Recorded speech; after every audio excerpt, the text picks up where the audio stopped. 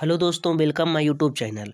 Finally आज हम lecture number 4 में पहुंच चुके हैं जिसमें हम साइंस के 2000 मोस्ट इम्पोर्टेंट क्वेश्चन पढ़ रहे हैं। आज हम इसमें हाइड्रोजन और हाइड्रोजन के यौगिक पढ़ेंगे। अब पॉइंट नंबर फर्स्ट, हाइड्रोजन की खोज कैवेंडिश द्वारा की गई। हालांकि जब हाइड्रोजन की खोज 1766 ईस्वी में कैवेंडिश ने की, तब इन्होंने इसका नाम हाइड्रोजन नहीं, इसका नाम तब इन्होंने ज्वलनशील वायु नाम रखा। और बाद में 1883 ईस्वी में लेवासिए ने इसका नाम हाइड्रोजन रखा, क्योंकि यह ऑक्सीजन के साथ जलकर जल बनाती है। हाइड्रोजन को रसायन विज्ञान में अमारा तत्व की संज्ञा दी गई। ब्रह्मांड में हाइड्रोजन सर्वाधिक मात्रा में उपलब्ध है। ब्रह्मांड में तो ये सर्वाधिक मात्रा में उपलब्ध है, परंतु हमारी पृथ्वी पर सर्वाधिक मात्रा में हाइड्रोजन उपलब्ध नहीं है।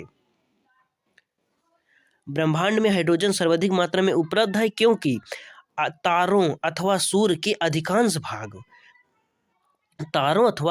अधिकांश भाग हाइड्रोजन के बने होते हैं।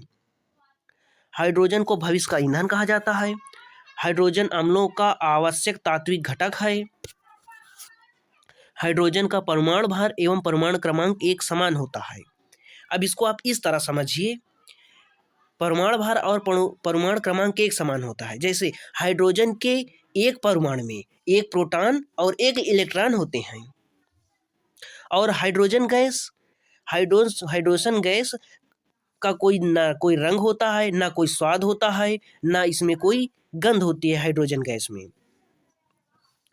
हाइड्रोजन के समस्थानिकों की संख्या 3 है। Protium 1H1, deuterium 1H2, tritium 1H3। Deuterium भारी हाइड्रोजन कहा जाता है। भारी जल D2O की खोज 1932 में यूरो एवं बासबर्न ने की थी। हाइड्रोजन को वायु में जलाने पर जल प्राप्त होता है। वैसे हम इसको बता भी चुके हैं कि उन्होंने जब ऑक्सीजन में जलाया तब इसमें जल निकला, ऑक्सीजन के साथ जब हाइड्रोजन गैस को जलाया गया था। वनस्पति घी के निर्माण में हाइड्रोजन गैस उत्प्रेरक के रूप में प्रयुक्त होती है। इस प्रक्रिया को हाइड्रोजनीकरण कहते हैं। जल एक उत्कृष्ट विलायक है क्योंकि इसके अणु अत्यधिक ध्रुवीय हैं। जल में हाइड्रोजन व ऑक्सीजन आयतन के अनुपात में 2:1 एवं भार के अनुपात में 1:8 होते हैं। 0 अंश से 100 अंश तक गर्म करने पर पानी का घनत्व 4 अंश तक बढ़ता है, फिर घटता है, क्योंकि यह 4 अंश पर जल का घनत्व अधिकतम होता है। पानी में नमक मिलाने पर पानी का क्वथनांक बढ़ जाएगा और हिमांक घट जाएगा। जल का कीटाणुनाशक फ्लोरीन द्वारा किया जाता है। लवण युक्त जल विद्युत का चालक होता है। समुद्री जल से शुद्ध जल आसवन प्रक्रिया द्वारा प्राप्त किया जाता है। समुद्र का जल वर्षा के जल से अधिक लवण युक्त होता है, क्योंकि नदियां अपने साथ लवण बहाकर लाती हैं। जल की अस्थायी कठोरता कैल्शियम और मैग्नीशियम के बाइकार्बोनेट की मौजूदगी के कारण होती है, और जल की स्थायी कठोरता कैल्शियम सल्फेट के कारण होती है। आगे इसका जरा बेसिक जान लेते हैं। जैसे कार्बन का संकेतांक C होता है, कार्बन के परमाणु की संख्या 6 होती है, और कार्बन शब्द की उत्पत्ति लैटिन भाषा के कार्बो शब्द से हुई है। अब पॉइंट नंबर फर्स्ट, कार्बन अधातु है। कार्बन सभी जैविक यौगिकों का अनिवार्य मूल तत्व है। कार्बन के परमाणु में 6 इलेक्ट्रॉन, 6 प्रोटॉन और 6 न्यूट्रॉन होते हैं। हाइड्रोजन के साथ सबसे अधिक यौगिक कार्बन तत्व द्वारा बनाए जाते हैं। आखिर क्यों बनाए जाते हैं? कार्बन के परमाणुओं में कैटिनेशन नामक विशेष गुण पाया जाता है, जिसके कारण कार्बन बहुत लंबी श्रृंखला का निर्माण करता है। इसी गुण के कारण हमारी पृथ्वी पर कार्बनिक पदार्थों की संख्या बहुत अधिक है।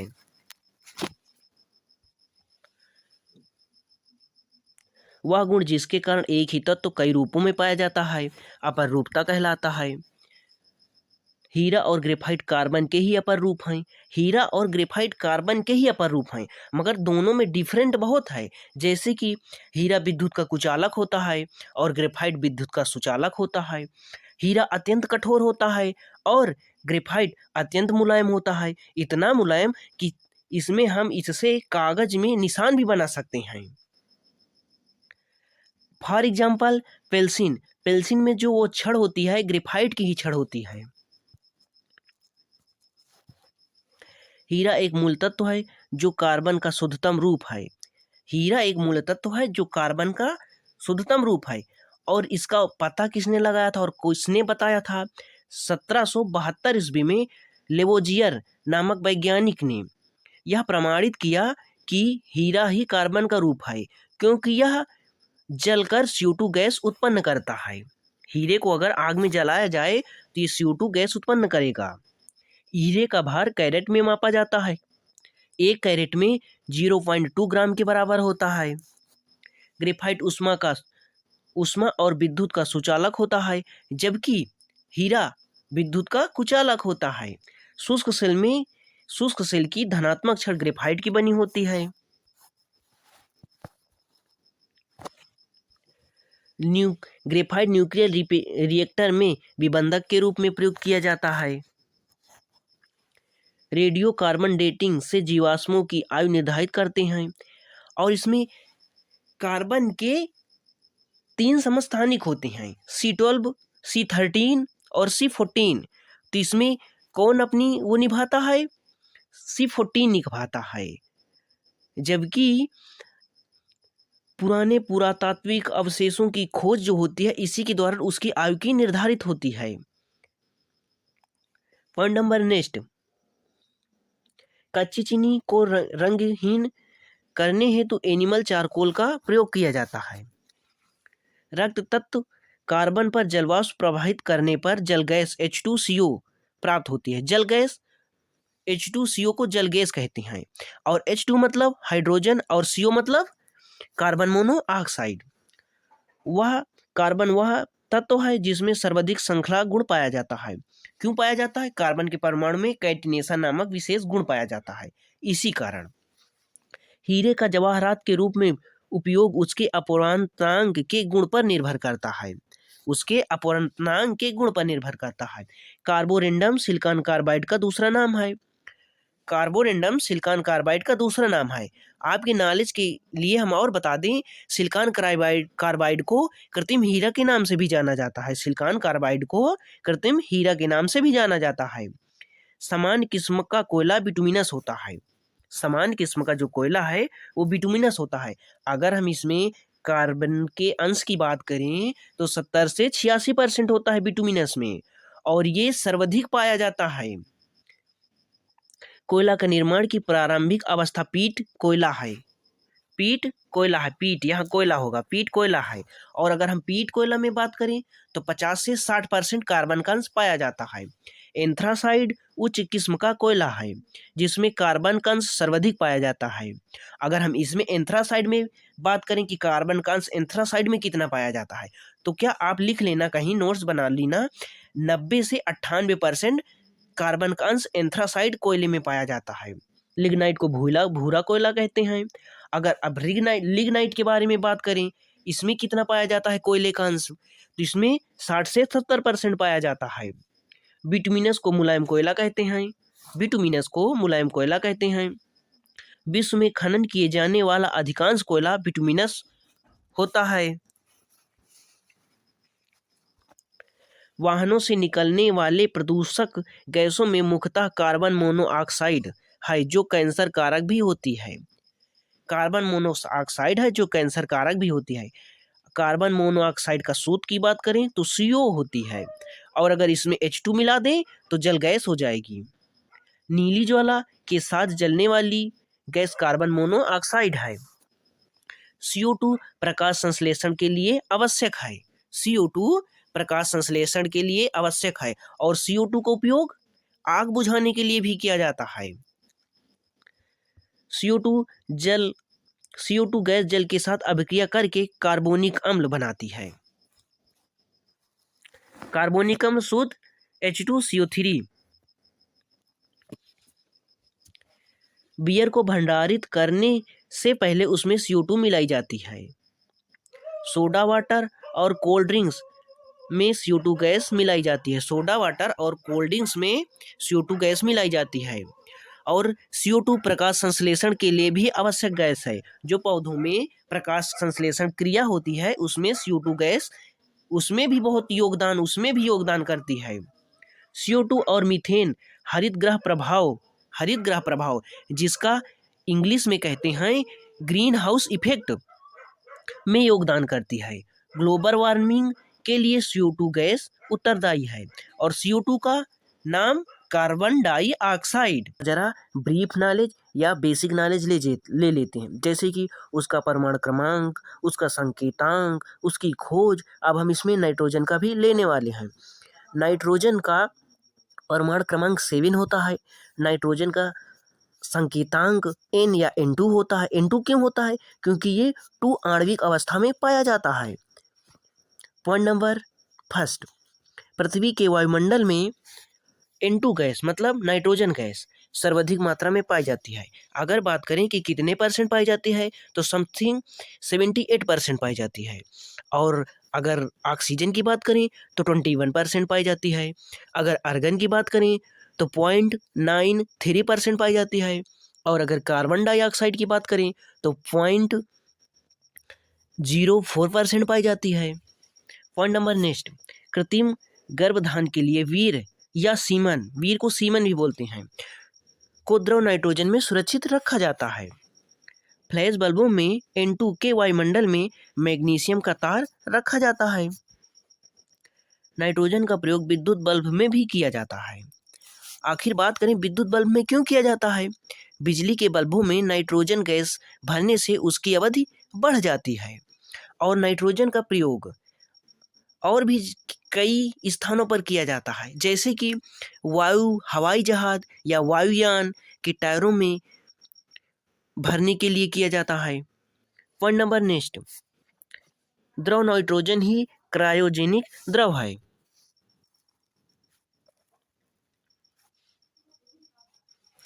बढ़ते हुए पौधों को सबसे अधिक मात्रा में नाइट्रोजन तत्व की आवश्यकता होती है।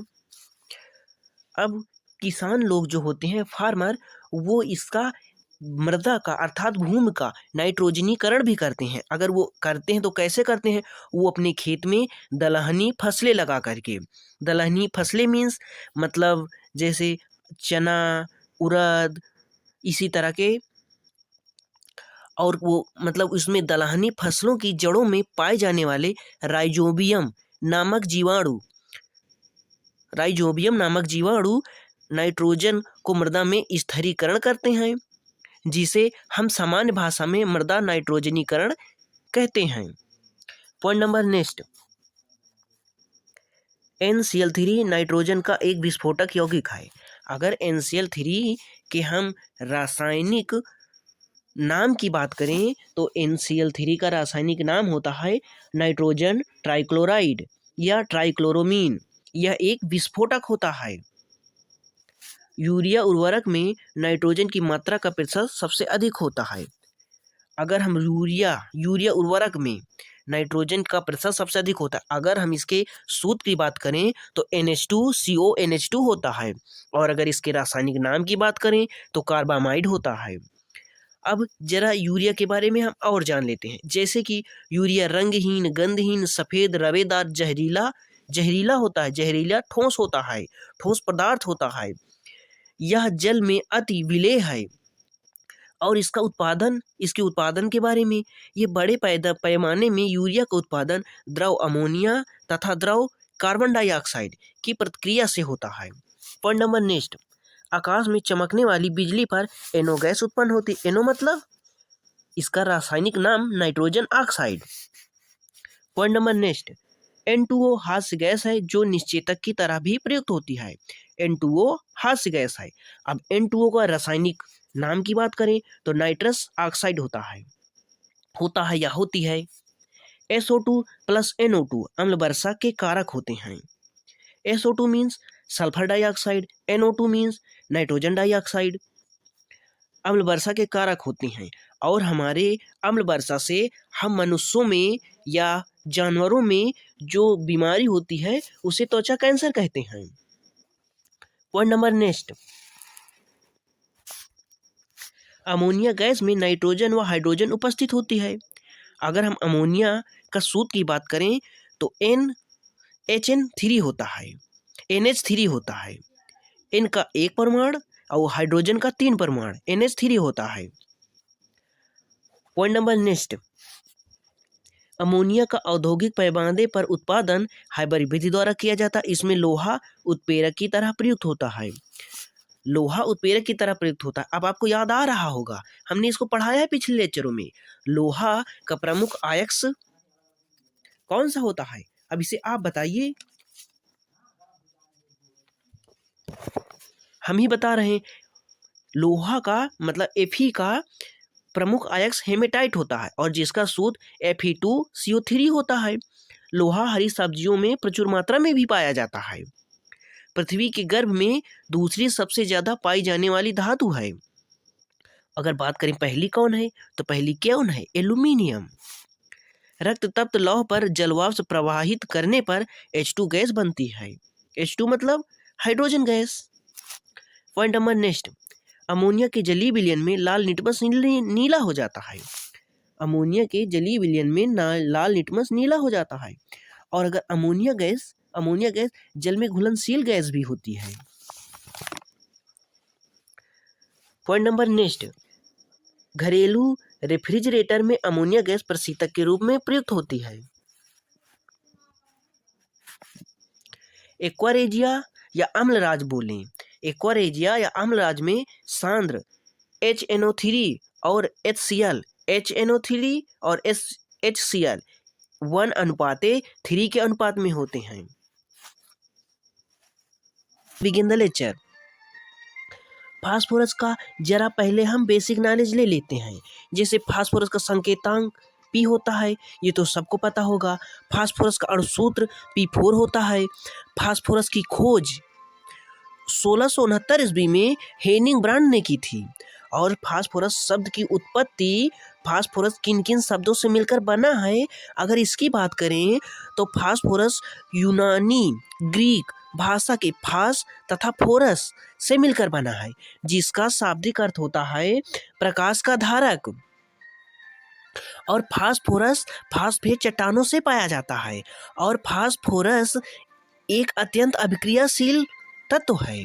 इस कारण यह मुक्त या स्वतंत्र अवस्था में नहीं रह सकता। पॉइंट नंबर फर्स्ट, फास्फोरस का अणुसूत्र P4 है एवं परमाणु क्रमांक 15 है। फास्फोरस का सबसे स्थायी रूप लाल फास्फोरस है। फास्फोरस का सबसे अधिक अभिक्रियाशील रूप पीला या श्वेत फास्फोरस है। श्वेत फास्फोरस को पीला फास्फोरस भी कहते हैं। हम आपको बता दें कि श्वेत फास्फोरस मोम जैसा मुलायम रवेदार पदार्थ होता है और श्वेत फास्फोरस में ही लहसुन जैसी गंध आती है। मतलब महक या बोलो या गंध बोलो, लहसुन जैसी गंध आती है। और इसे प्रकाश में छोड़ देने पर कुछ समय बाद ये जो श्वेत फास्फोरस है पीला पड़ जाता है, इसलिए इसे पीला फास्फोरस कहते हैं। पॉइंट नंबर नेक्स्ट, पीले फास्फोरस को जल में सुरक्षित रखा जाता है। पीले फास्फोरस को जल में सुरक्षित रखा जाता है। अब पीला आपको कहीं पीला मिल रहा है, कहीं लाल फास्फोरस, कहीं पीला फास्फोरस, तो हम इसके अपर रूप हैं। जरा सा हम अपर रूप के बारे में समझ लेते हैं। अपर रूप इसके टोटल 5 अपर रूप होते हैं। नंबर फर्स्ट श्वेत या पीला फास्फोरस, नंबर 2 रेड या लाल फास्फोरस, नंबर 3 सिंदूरी फास्फोरस, नंबर 4 ब्लैक या काला फास्फोरस, नंबर 5 बैंगनी फास्फोरस। पॉइंट नंबर नेक्स्ट, दिया सलाई के निर्माण में लाल फास्फोरस का प्रयोग किया जाता है। लाल फास्फोरस का प्रयोग दिया सलाई निर्माण में भी किया जाता है और इसका प्रयोग आतिशबाजी बनाने में किया जाता है। विस्फोटक के रूप में भी ये प्रयोग में आता है, तभी तो आतिशबाजी बनती है ना। और ये चूहों को मारने की दवाई में भी प्रयोग किया जाता है, क्योंकि यह एक विषैला पदार्थ होता है। पॉइंट नंबर नेक्स्ट, हड्डियों एवं दांतों में लगभग 50% या 50% कैल्शियम फास्फेट होता है। अब मानव हड्डियों में ये 50% क्या होता है, कैल्शियम फास्फेट। अगर हम केवल फास्फोरस की बात करें तो वो 1% होता है, मतलब 1% होता है।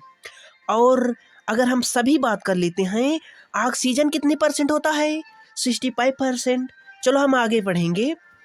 श्वेत फास्फोरस स्फुरदीप्त का गुण प्रदर्शित करता है।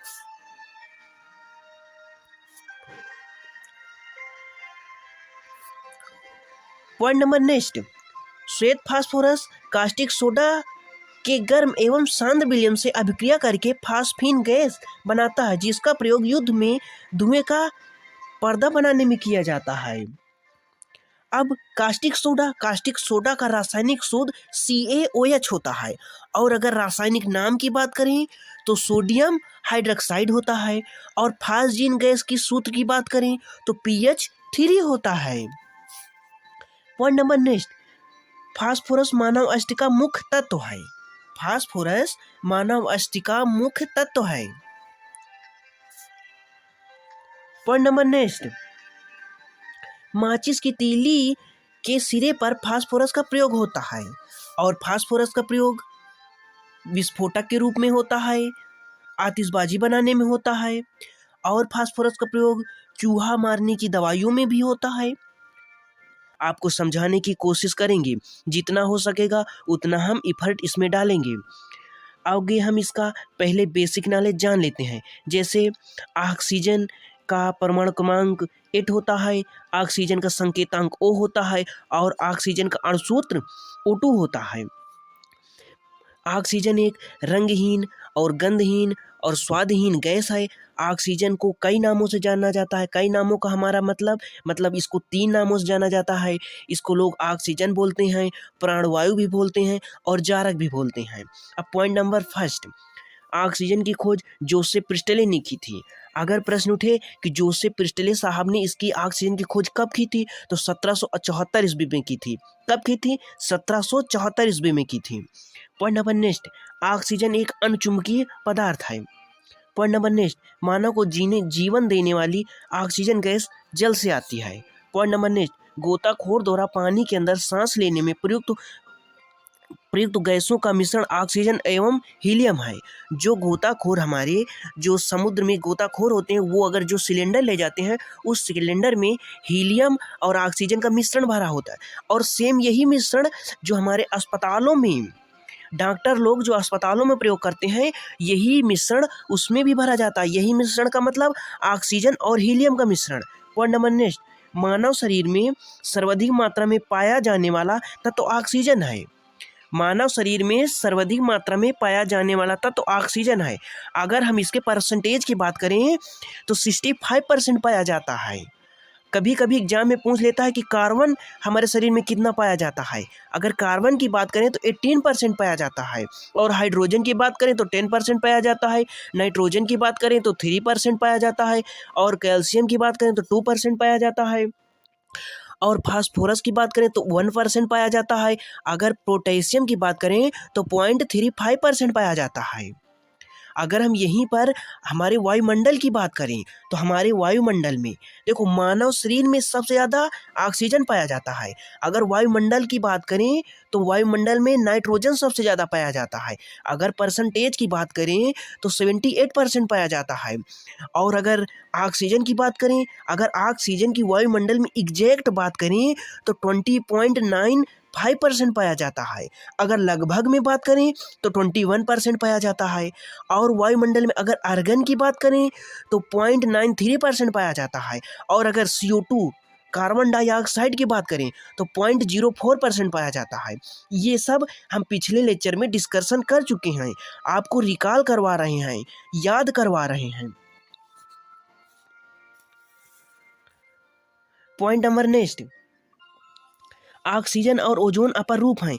ऑक्सीजन और ऑक्सीजन का ओजोन अपर रूप है, क्योंकि ऑक्सीजन का अणुसूत्र होता है O2 होता है और ओजोन का अपर सूत्र O3 होता है। पॉइंट नंबर नेक्स्ट, वायुमंडल में ओजोन 0.2% पाई जाती है। 0.2% पाई जाती है। ये ओजोन वायुमंडल में, मतलब ये बहुत कम मात्रा में पाई जाती है। अगर हम ओजोन की बात करें, ओजोन की खोज की बात करें, तो ओजोन की खोज 1931 में चार्ल्स फाबरी और हेरनी बुसन ने की थी। किसने की थी? 1931 में चार्ल्स फाबरी और हेरनी बुसन ने की थी। अगर हम इसकी बात करें ओजोन दिवस कब मनाया जाता है, तो ओजोन दिवस 16 सितंबर को मनाया जाता है। अगर हम ओजोन परत की मोटाई नापने की यूनिट की बात करें, तो डाप्सन में मापी जाती है। अगर इसी के स्थान पर हम ये बात करें कि यूनिट मापने का जो यंत्र होता है, उसका हम क्या नाम से उसको बुलाते हैं, उसका क्या नाम है? उसका नाम है स्पेक्ट्रोफोटोमीटर। अगर इसकी बात करें कि इसको खोजा किसने था, बनाया किसने था, तो जीएमबी डॉप्सन ने बनाया था। उन्हीं के नाम पर इसको डॉप्सन यूनिट ओजोन परत की मोटाई नापने की रख दी गई। अब point number next, ozone gas चांदी की सतह को काला कर देती है। ओजोन गैस चांदी की सतह को काला कर देती है। ओजोन गैस के और भी कई सारे प्रयोग हैं, जैसे ओजोन गैस अल्ट्रावायलेट रेज को पृथ्वी पर आने से रोकती हैं। जो सूर्य से तीव्र और तीक्ष्ण अल्ट्रावायलेट रेज जो निकलती हैं, वो हमारे पृथ्वी पर आती हैं। और जो ओजोन लेयर है, ये हमारे वायुमंडल में उसको जो 20 से 30 किलोमीटर की ऊंचाई पर पृथ्वी भूपटल से जो 20 से 30 किलोमीटर की ऊंचाई पर ओजोन लेयर जो हमारी पाई जाती है, ये अल्ट्रावायलेट किरणों को, पराबैंगनी किरणों को रोकती है। अगर ये ना हो तो मानव जीवन असंभव है। इसीलिए 16 सितंबर को ओजोन दिवस मनाया जाता है। क्योंकि ये इसलिए मनाया जाता है, इसके मनाने का मोटो ये है कि इसको लोग अच्छे से ओजोन लेयर या ओजोन गैस के बारे में लोग जागरूक हों, जिससे कि वो क्लोरोफ्लोरोकार्बन का प्रयोग ना करें और प्रयोग से बचें। क्लोरोफ्लोरोकार्बन से हमारी जो ओजोन लेयर है, इसको बहुत सारी क्षति पहुंचती है। और क्लोरोफ्लोरोकार्बन के अगर रासायनिक सूत्र की बात करें, तो CFCS होता है।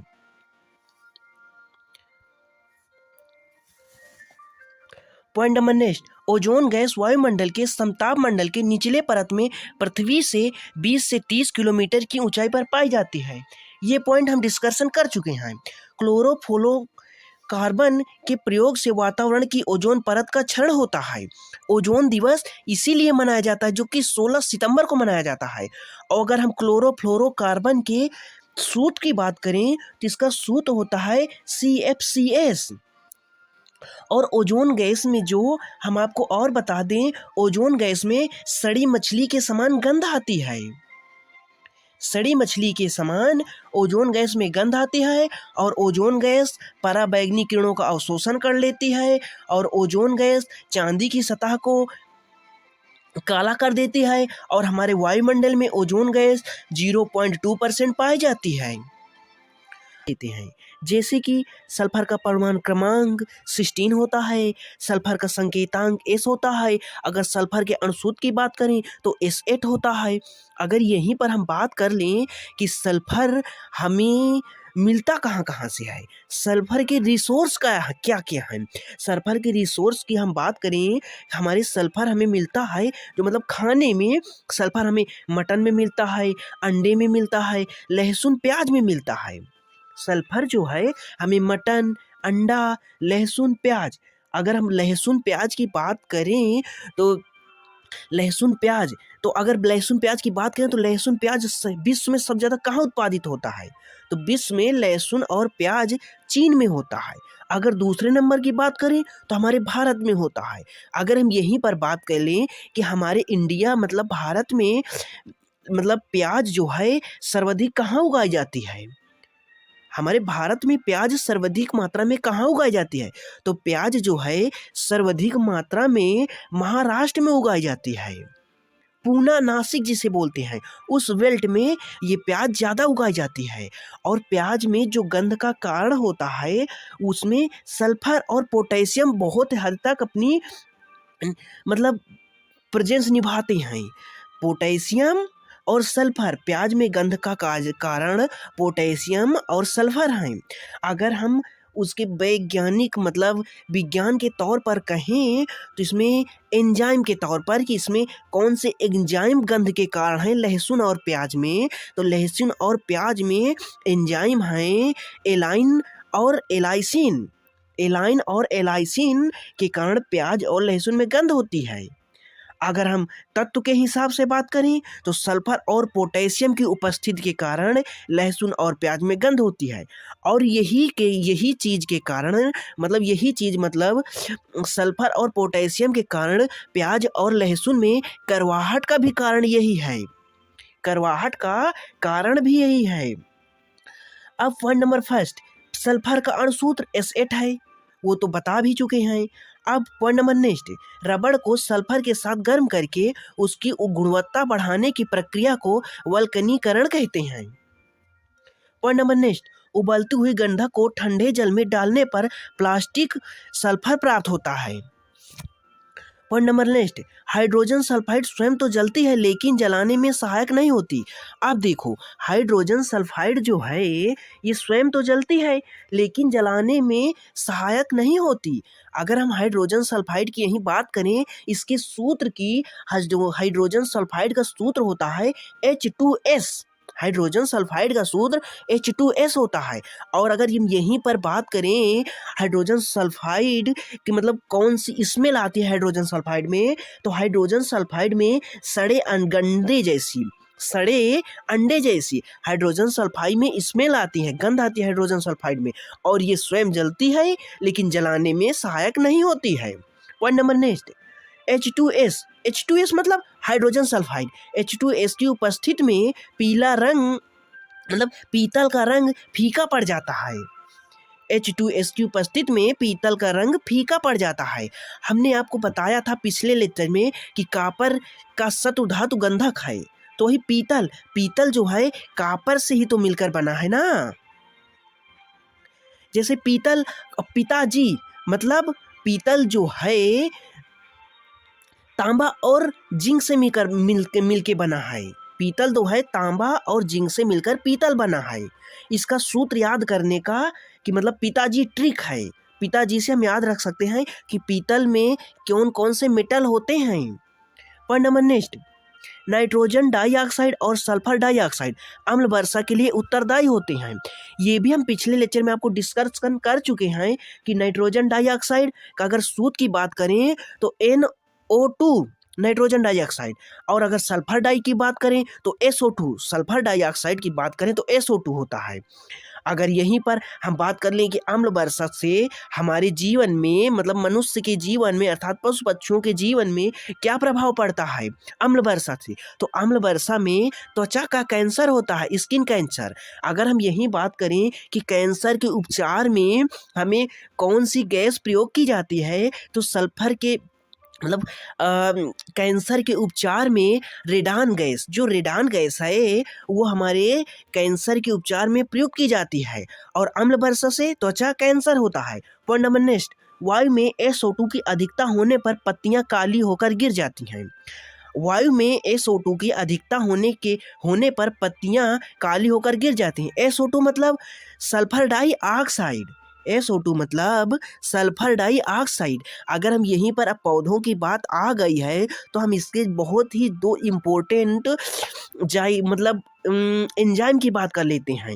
एंजाइम की बात यहीं पर इसलिए कर लेते हैं क्योंकि ये परीक्षा में बहुत पूछे भी जाते हैं और लोग ज़्यादातर इसमें कन्फ्यूजन भी लोगों को इसमें रहता है, बच्चों को, स्टूडेंट को। जैसे कि पहला है जाइलम और दूसरा है फ्लोएम। सबको ये मतलब कन्फ्यूजन रहता है कि कौन सा जड़ से ऊपर पहुंचाता है और कौन सा ऊपर से नीचे मतलब भोज्य पदार्थों को पत्तियों से जड़ तक पहुंचाता है। तो हम आपको बता दें कि जाइलम जो है जड़ से पानी और खनिजों को पौधे के शेष भाग पर पहुंचाता है। जड़ से पानी और खनिजों को पौधों के शेष भाग तक पहुंचाता है, ये क्या, जाइलम एंजाइम। अगर यहीं पर फ्लोएम की बात करें तो फ्लोएम एंजाइम जो है ये पौधों से प्रकाश संश्लेषण के दौरान बनाए गए भोज्य पदार्थों को प्रकाश संश्लेषण की क्रिया द्वारा बनाए गए भोज्य पदार्थों को वो पौधों के शेष भागों में पहुंचाता है। शेष भागों मतलब जड़ तक। फ्लोएम जो है प्रकाश संश्लेषण के दौरान बनाए गए शेष भोज्य पदार्थों को वो पौधे के शेष भागों तक पहुंचा जाता है। पॉइंट नंबर नेक्स्ट, ज्वालामुखी पर्वतों से SO2 गैस अत्यधिक मात्रा में निकलती है। फिर SO2 गैस, फिर हमारा SO2 गैस ये इसलिए ज़्यादा आ रहा है क्योंकि ये सल्फर का यौगिक है ना, सल्फर का यौगिक है, इसलिए SO2 गैस हम पढ़ रहे हैं। SO2 gas sulphur dioxide. अगर ज्वालामुखी की बात यहाँ आ गई है तो हम आपको बता दें कि विश्व की सबसे विशाल ज्वालामुखी, आपको कुछ लोगों को पता भी होगा मगर कुछ इसमें बहुत डिफरेंट में होंगे, बहुत संदेह में होंगे, क्योंकि विश्व की सबसे विशाल ज्वालामुखी जो पहले थी वो अब नहीं रही। अब उसका ओहदा किसी दूसरी ज्वालामुखी ने प्राप्त कर लिया है, उसके बगल ही वाली ने प्राप्त कर लिया है। मतलब उस ज्वालामुखी की पड़ोसी ज्वालामुखी ने विश्व की सबसे विशाल ज्वालामुखी होने का ओहदा प्राप्त कर लिया है। अब बात करें कौन प्राप्त कर लिया है, तो उस ज्वालामुखी का नाम है फूहोनू, जो कि हवाई द्वीप पर है। फूहोनू ज्वालामुखी मई 2020 में, कब, मई 2020 में विश्व की सबसे विशाल ज्वालामुखी होने का ओहदा प्राप्त कर लिया है। और इससे पहले कौन ज्वालामुखी थी विश्व की सबसे बड़ी ज्वालामुखी? वो मौना लोआ ज्वालामुखी की थी। वो मौना लोआ ज्वालामुखी थी, वो भी कहाँ, हवाई द्वीप में थी। मौना लोआ ज्वालामुखी विश्व की सबसे बड़ी ज्वालामुखी थी, मगर अब फूहोनू ज्वालामुखी हो गई है। अगर हम यहीं पर बात कर लें कि विश्व की सबसे ऊंची ज्वालामुखी, अब वहाँ विशाल की बात हो रही थी, अब यहाँ विश्व की सबसे ऊंची की बात हो रही है। अगर विश्व की सबसे ऊंची ज्वालामुखी की हम बात करें तो विश्व की सबसे ऊंचा ज्वालामुखी है माउंट कोटोपैक्सी, जो कि दक्षिणी अमेरिका में स्थित है। अगर हम एग्जैक्ट बात करें तो एग्जैक्ट वो इक्वाडोर में स्थित है। अगर यहाँ इक्वाडोर का नाम आ ही गया है तो हम इक्वाडोर के थोड़ा और नॉलेज ले लेते हैं। जैसे कि इक्वाडोर की राजधानी क्या है, मुद्रा क्या है, तो हम आपको बता दें इक्वाडोर की राजधानी क्या है, कोटे है। और यहाँ की अगर मुद्रा की बात करें तो मुद्रा क्या है, सुक्रे है। क्या, कोटे और सुक्रे, मुद्रा कोटे और मतलब राजधानी कोटे और मुद्रा सुक्रे। अब अगर यहीं पर हम बात करें अपने भारत की, इंडिया में कितनी ज्वालामुखी हैं, तो आपको ये जानकर वो होगा कि हमारे भारत में मात्र 2 ज्वालामुखी हैं। कितनी हैं? मात्र 2 ज्वालामुखी। नंबर 1 की बात करें तो बैरन ज्वालामुखी, नंबर 2 की बात करें तो नारकोंडम ज्वालामुखी। अगर अब इसमें एक जागृत ज्वालामुखी है, एक सुषुप्त ज्वालामुखी है, एक जागृत है, एक सुषुप्त है। अगर जागृत ज्वालामुखी की बात करें तो जो बैरन ज्वालामुखी, जो बैरन द्वीप पर है, बैरन ज्वालामुखी ये जागृत ज्वालामुखी है, या हम सक्रिय ज्वालामुखी भी बोल सकते हैं। और अगर नारकोंडम ज्वालामुखी की बात करें तो हमारी नारकोंडम ज्वालामुखी जो है ये सुषुप्त मतलब प्रसुप्त ज्वालामुखी है, जिसको हम निष्क्रिय ज्वालामुखी भी बोल सकते हैं। अगर हम यहीं पर बात कर लें कि ये इनकी स्थिति कहाँ पर है, अगर हम इनकी स्थिति की बात करें तो हमारी जो बैरन ज्वालामुखी है ये बैरन द्वीप अंडमान निकोबार द्वीप समूह के मध्य अंडमान के पूर्व में स्थित है। कहाँ? मध्य अंडमान के पूर्व में स्थित है। अगर हम नारकोंडम ज्वालामुखी की बात करें तो नारकोंडम ज्वालामुखी अंडमान निकोबार द्वीप समूह के उत्तरी अंडमान के पूर्व में स्थित है। ये कौन से? ये नारकोंडम ज्वालामुखी है, उत्तरी अंडमान के पूर्व में वो ये स्थित है। और वो वाली बैरन ज्वालामुखी वो मध्य अंडमान के पूर्व में स्थित है। दोनों पूर्व में ही स्थित हैं। अब पॉइंट नंबर नेक्स्ट, शांत सल्फ्यूरिक अम्ल को आयल ऑफ विट्रियल कहते हैं। शांत सल्फ्यूरिक अम्ल को आयल ऑफ विट्रियल कहते हैं। ये आयल ऑफ विट्रियल जो है हम आपको बता दें, ये oil of vitriol English word है।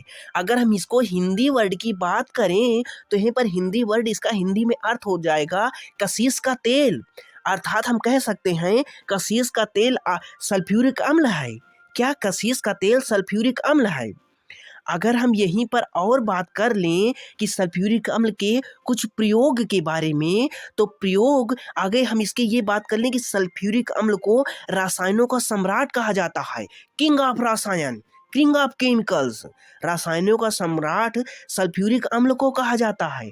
अगर हम इसके प्रयोग की बात करें सल्फ्यूरिक अम्ल की, तो सल्फ्यूरिक अम्ल कार की बैटरी मतलब चलित वाहनों की बैटरी में विद्युत अपघट्ट के रूप में सल्फ्यूरिक अम्ल प्रयोग किया जाता है। जो हमने तेजाब तेजाब का नाम सुना ही होगा। तेजाब जो होती है ये सल्फ्यूरिक अम्ल ही होती है जो बैटरियों में डाली जाती है। अगर हम सल्फ्यूरिक अम्ल के फर्स्ट प्रयोग हो गया वायु चलित वाहनों में, सल्फ्यूरिक अम्ल का प्रयोग हो गया। और अगर दूसरे बात करें दूसरा नंबर प्रयोग की, को उर्वरक के उद्योग में सल्फ्यूरिक अम्ल का प्रयोग किया जाता है। अगर हम तीसरे प्रयोग की बात करें तो पेट्रोलियम तथा खनिज उद्योग में परिष्करण में सल्फ्यूरिक अम्ल का प्रयोग किया जाता है। और यही सल्फ्यूरिक अम्ल अगर हम चौथे प्रयोग की बात करें तो विस्फोटक पदार्थ के रूप में, किसके विस्फोटक पदार्थ के रूप में सल्फ्यूरिक अम्ल का प्रयोग किया जाता है। अगर कोई बच्चा हाई स्कूल या इंटर का बच्चा या बच्ची हमारा लेक्चर देख रहे हों तो उनको हम ये बता दें, अगर उनको कोई एग्जाम में लिखने को आ जाए किसके प्रयोग बताइए सल्फ्यूरिक अम्ल के और नाइट्रिक अम्ल के, हाइड्रोक्लोरिक अम्ल के, तो आप सबसे एक कॉमन याद रखिए, हम सब में लिख सकते हैं। कॉमन क्या? प्रयोगशाला में अभिकर्मक के रूप में। हम इसका एक प्रयोग और डाल के नंबर डाल के लिख सकते हैं, लास्ट में डाल के लिख सकते हैं कि प्रयोगशाला में अभिकर्मक के रूप में। ये सब में कॉमन रहेगा, चाहे नाइट्रिक अम्ल हो, चाहे सल्फ्यूरिक अम्ल हो, चाहे हाइड्रोक्लोरिक अम्ल हो, किसी भी तत्व में मतलब किसी भी रसायन में हम इसको मतलब लिख सकते हैं अगर प्रयोग की बात की जाए। पॉइंट नंबर नेक्स्ट, सधूम्र सल्फ्यूरिक अम्ल को ओलियम कहते हैं। सधूम्र सल्फ्यूरिक अम्ल को ओलियम कहते हैं।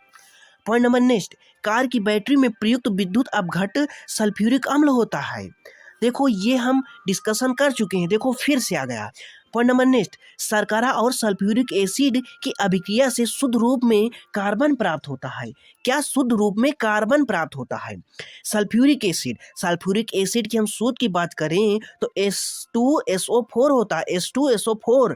और अगर शर्करा के सूत्र की बात करें तो C6H12O6 होता है, C6H12O6 होता है।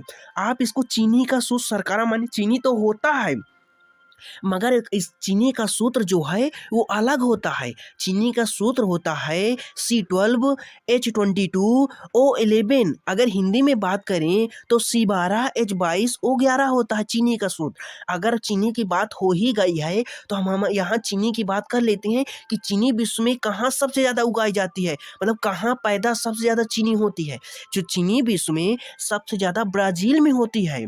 अगर यहीं पर हम बात कर लें कि चीनी भारत में सब ज़्यादा कहाँ होती है तो अपने उत्तर प्रदेश में होती है।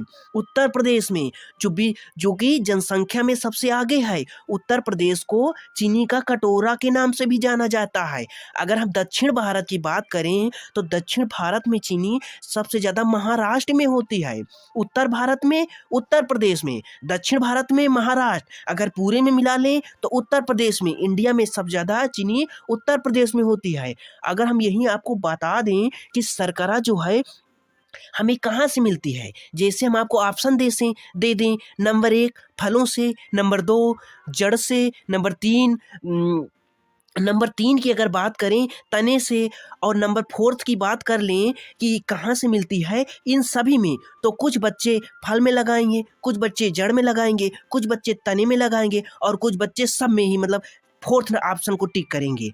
हम आपको बता दें कि ये चीनी का ऑप्शन ये 4th सही है, क्योंकि ये चीनी जो हमारी होती है फलों से भी पाई जाती है। मतलब शर्करा, ये शर्करा जो है हमें फलों से पाई जाती है, जैसे अंगूर, काजू, ये फलों से पाई जाती है। और अगर जड़ों की बात करें तो जड़ से, जैसे चुकंदर, गाजर, ये चीनी हमारी शर्करा ये जड़ से पाई जाती है। अगर हम तने की यहाँ पर बात करें तो ईख तो नाम सुना होगा, या ईख नहीं सुना तो शुगर कैन तो आप जानते ही होंगे। शुगर कैन मतलब ईख या ऊख। इस ऊख मतलब ये तना है, ये तने से भी, मतलब ये तने का रूप है, ये तने से भी प्राप्त होती है। ये खाद्य पदार्थ के रूप में ऊख में संग्रहित रहती है। अब पॉइंट नंबर नेक्स्ट, H2SO5 को कैरो अम्ल के नाम से जाना जाता है। H2SO5 को कैरो अम्ल के नाम से जाना जाता है। अगर H2 और SO5 के हम सूत्र की बात करें, रासायनिक नाम की बात करें, सूत्र तो है, और रासायनिक नाम की बात करें तो इसका रासायनिक नाम होता है परऑक्सी मोनोसल्फ्यूरिक एसिड। क्या होता है? परऑक्सी सल्फ्यूरिक मोनो एसिड H2SO5 का मतलब रासायनिक नाम peroxymonosulphuric acid. Point number next,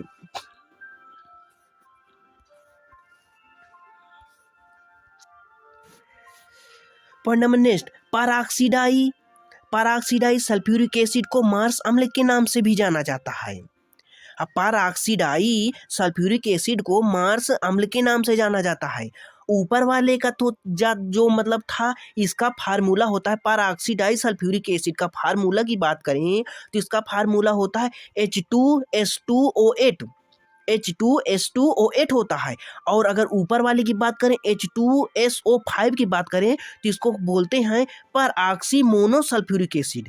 और ये नीचे वाले को बोलते हैं परऑक्सीडाई सल्फ्यूरिक एसिड, इसके सूत्र बोलते हैं H2S2O8 बोलते हैं। परऑक्सीडाई सल्फ्यूरिक एसिड को मार्स अम्ल के नाम से भी जाना जाता है। किसके नाम से जाना जाता है? मार्स अम्ल के